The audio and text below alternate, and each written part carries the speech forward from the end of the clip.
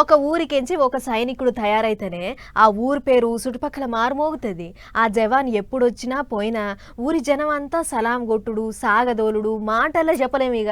అయితే ఒక ఊరికెంచి ఒక సైనికుడు వెళ్తేనే గిట్లుంటే గా ఆదిలాబాద్ జిల్లాలో ఉన్న ఓ ఊళ్ళే సగం మంది సైనికులే ఉన్నారట. మరి పాండ్రిగ్గా ముచ్చటేందో మనం కూడా అరుచుకుందాం.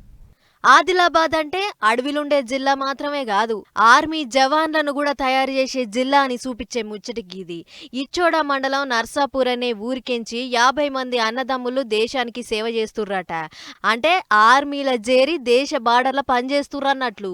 పోయినోళ్ళు జమ్మూ కాశ్మీరు, అరుణాచల్ ప్రదేశ్, పంజాబు, నాగాలాండ్ అసొంటి జాగలల్లా బార్డర్ డ్యూటీలు చేస్తుర్రట. అయితే ఒకప్పుడు గీ ఊళ్ళే మావోయిస్టులు జొరబడితే వాళ్ళ మీద తిరగబడ్డరట ఊరోళ్ళు.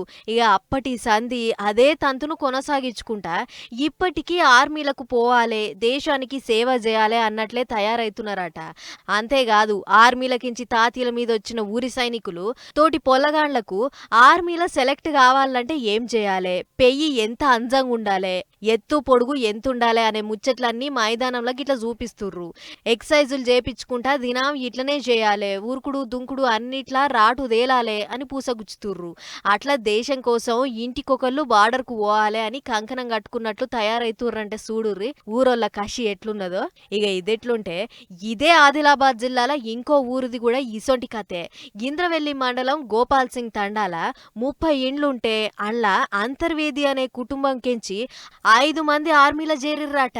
పోయినోళ్ళ దాంట్లే 4 వేర్వేరు జాగలల్ల పనిచేస్తుంటే రంగారావు అనే సైనికుడు వీరమరణం పొందిండు. అందుకే గా జవాను దలుచుకొని ఊళ్ళ గీ తీర్ల నక్ష కూడా పెట్టిచ్చిర్రు ఊరోళ్ళు. గిట్ల గీ 2 ఊర్లనే కాదు జిల్లా అంతటా శాన మందే పోదామని తయారైతుర్రట. గొప్ప ముచ్చటే కదా.